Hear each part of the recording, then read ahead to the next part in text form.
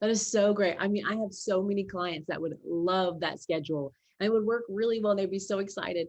And so I do get that. I get a lot of people who are like, scheduling.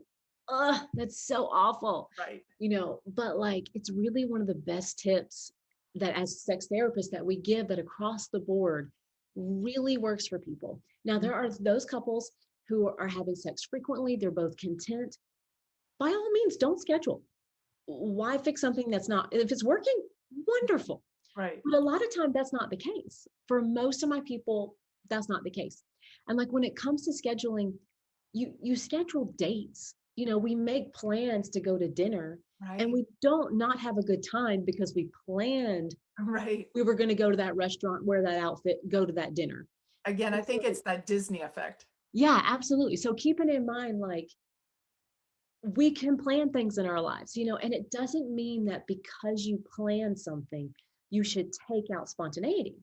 If you are interested and you want to, by all means, especially if you're the low desire spouse, like show up for your spouse. That's wonderful. It doesn't mean that. It's just this is a good baseline.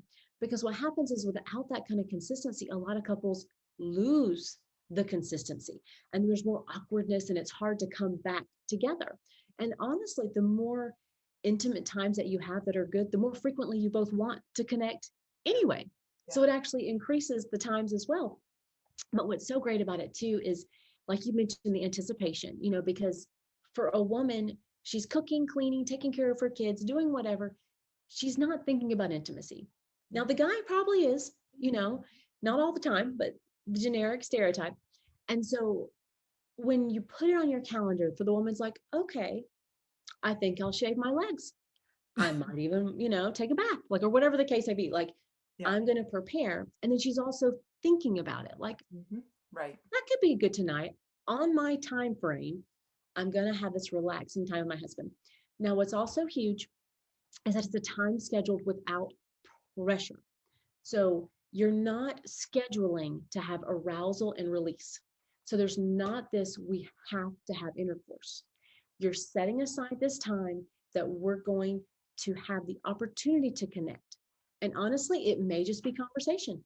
And that's okay because you have to take the pressure off. Because if, especially as a woman, if you're not allowed to say no, then you're never really saying yes.